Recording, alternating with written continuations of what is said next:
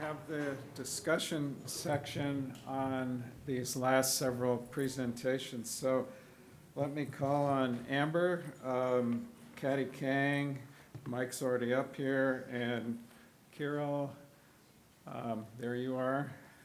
So I'm Michael Rogawski. I'm a professor at the University of California, Davis School of Medicine. I'm a neurologist and pharmacologist. And while everybody's getting assembled up here, I'm just going to take a couple of minutes to reflect on where we've come with SLC6A1 Connect. Going back, I had forgotten when it had started, so I asked ChatGPT, and ChatGPT told me, Amber, that you had founded this organization in 2018. Is that correct? So that's 7 years. And 7 years doesn't seem like a whole heck of a long time. But the accomplishments of this group that Amber has put together, I think, is just astonishing.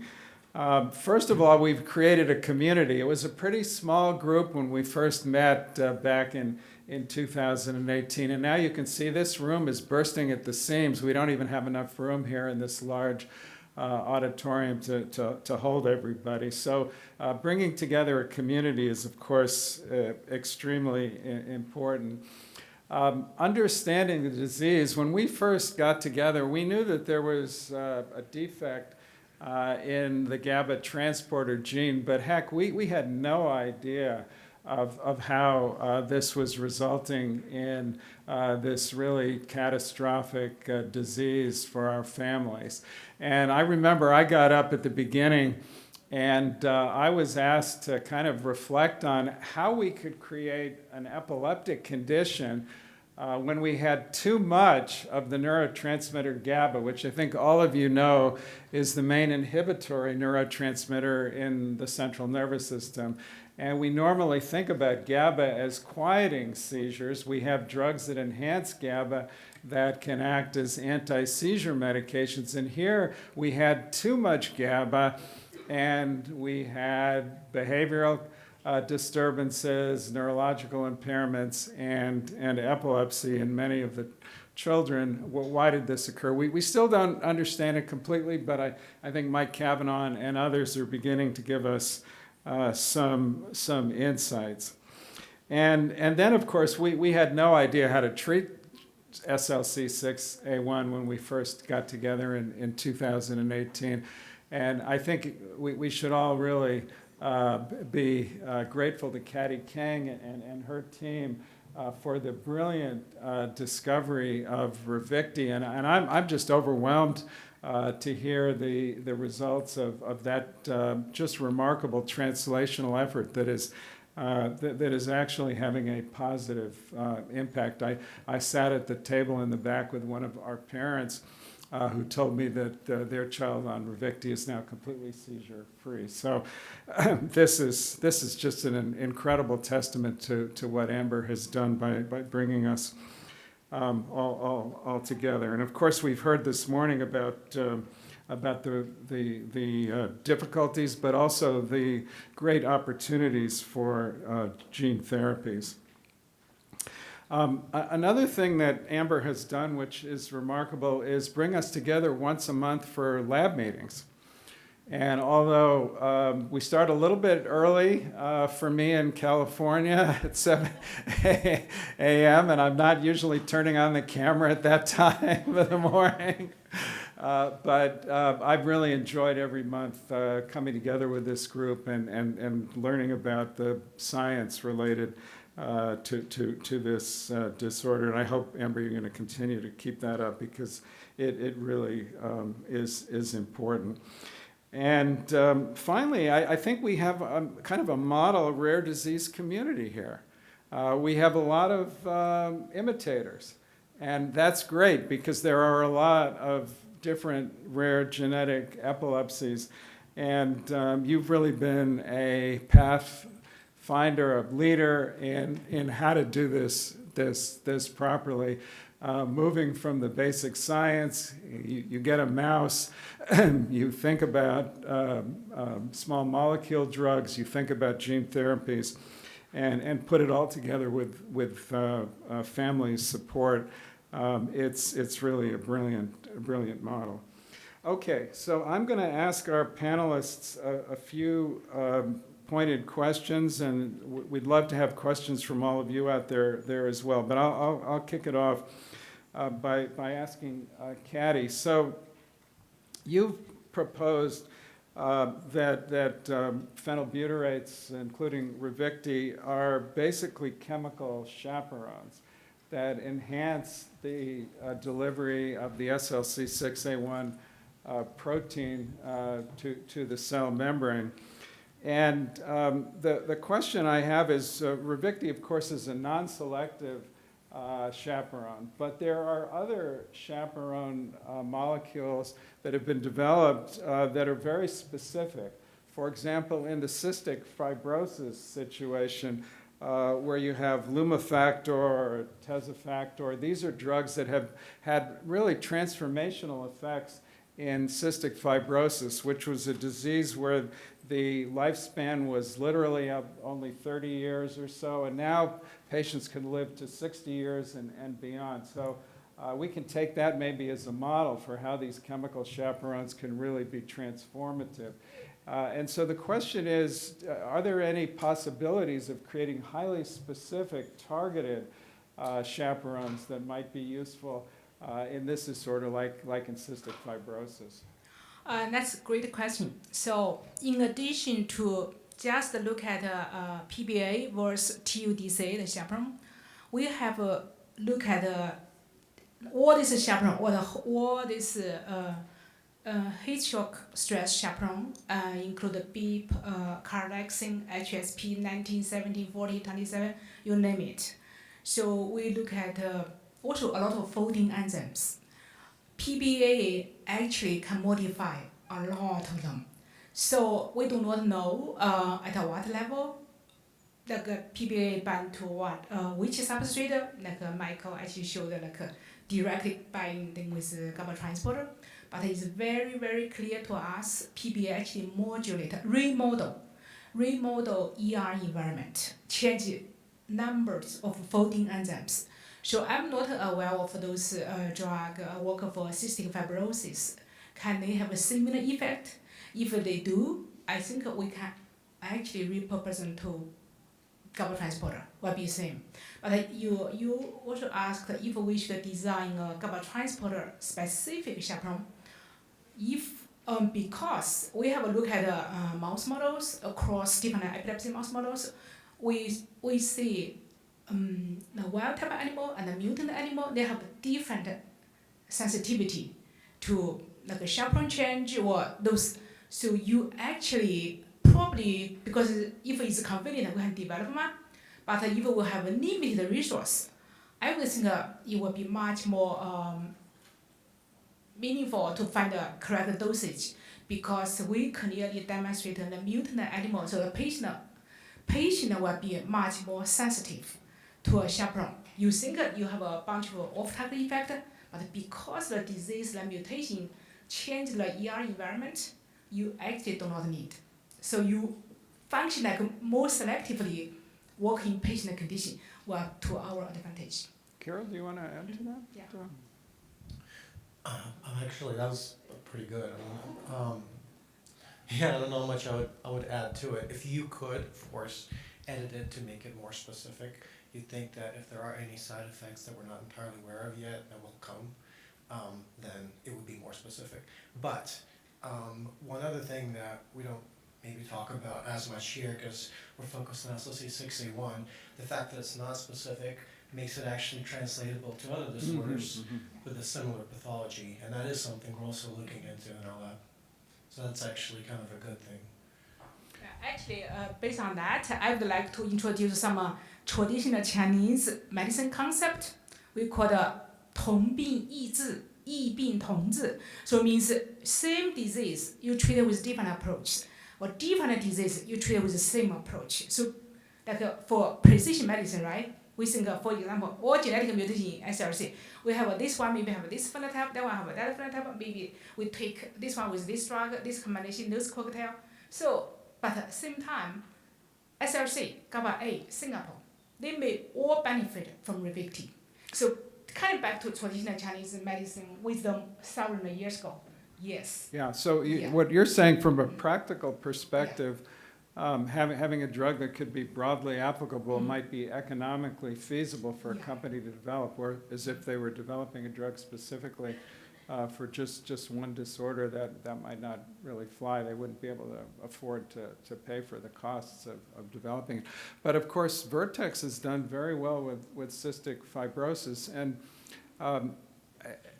I believe that the way that they dealt with that initially was to use high throughput screening. So they screened, millions of molecules against a specific assay that they had developed for the cystic fibrosis transporter. And I don't know if anybody's attempting to do this for these various kinds of diseases where you need to have a chaperone function. So I want to add on, before we start the PBA for SLC, I actually was inspired by working cystic fibrosis, because when I look at the profile of the protein trafficking profile for the mutation, like 508 delta deletion for that cystic fibrosis, also across the disease phenotype, like majority, about 80-90% is trafficking defect, and a very small number is kinetic dysfunction. So I think this is very similar to what we see in GABA-A receptor and GABA transporter. So this is why I started like PBA since 2010. Yeah, it's about 15 years ago. Yeah. I just want to add one other thing.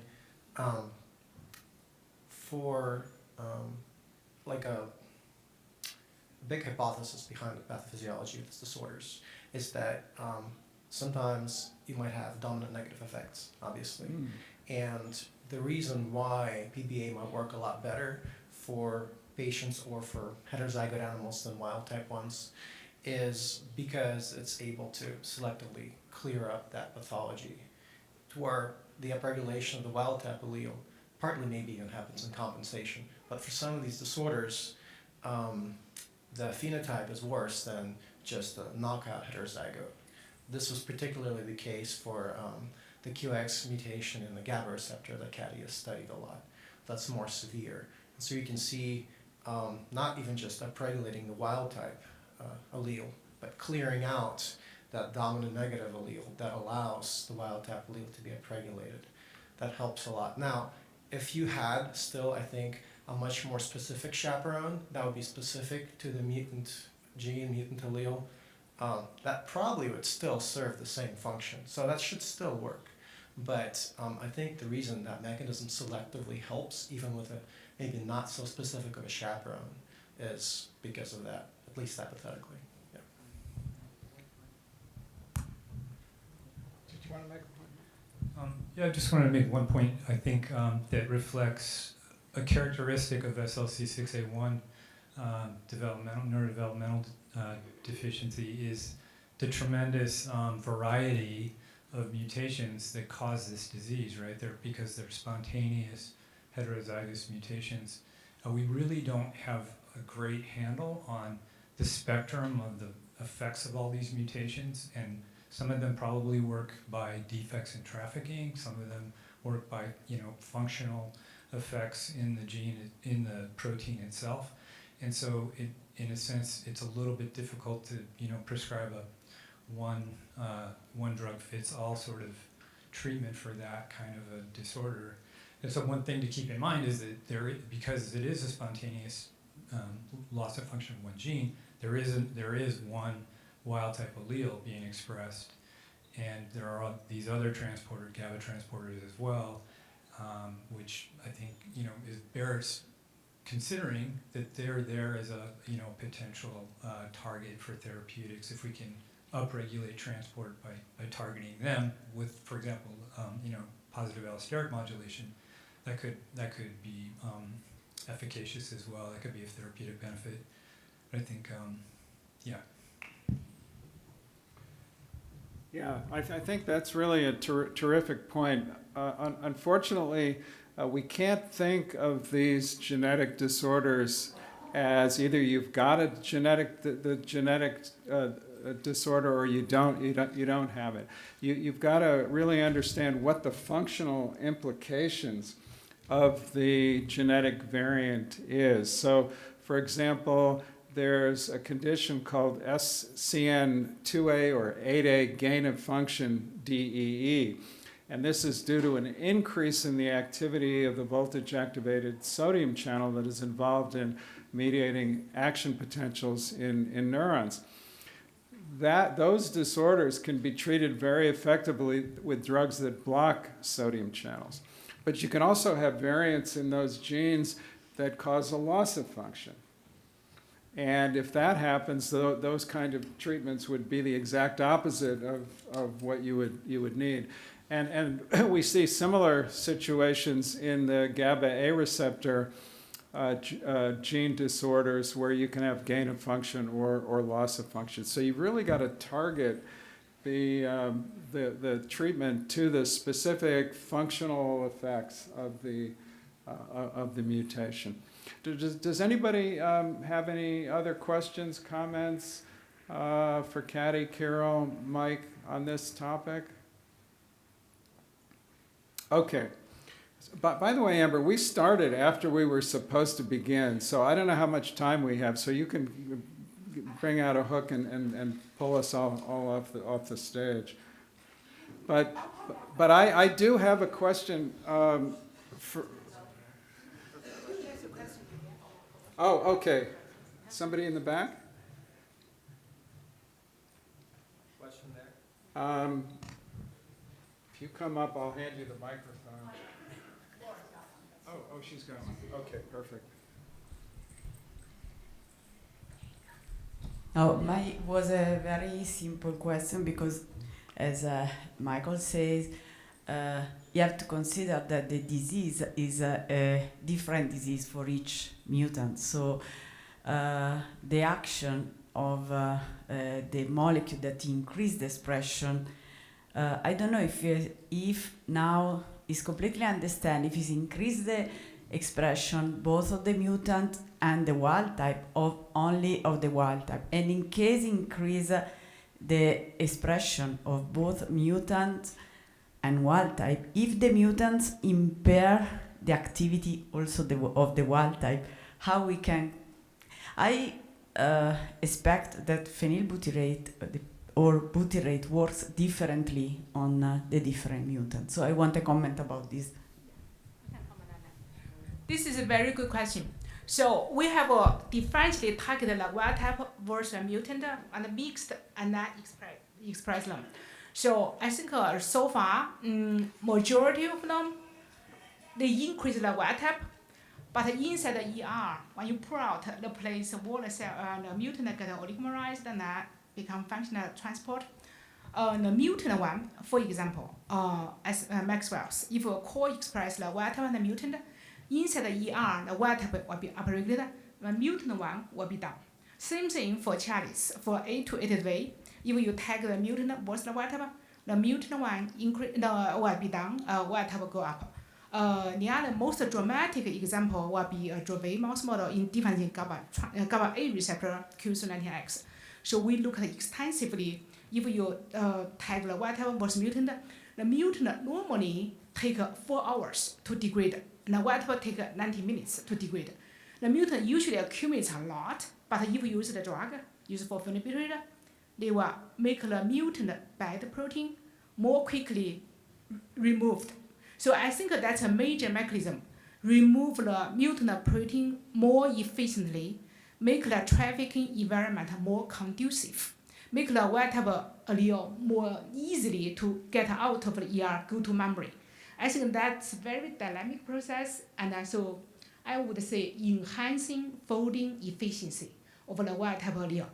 In one scenario you mentioned, for certain, that's for majority of trafficking deficient mutant, but for one kind of mutant, if the mutant protein is relatively stable, but with dysfunctional kinetics. So the expression level of that mutant will be pretty like a good amount, similar to the wild type, even more sometimes. So that one, probably the patient will not benefit very well from Ravicti, because Ravicti, I think, I have a confidence, they remove the mutant protein quickly by compare with treated with the vehicle. So that part, by doing so, the good ones will work better. It's like that, yeah. So Amber, do we have time for another topic or? No. No, okay.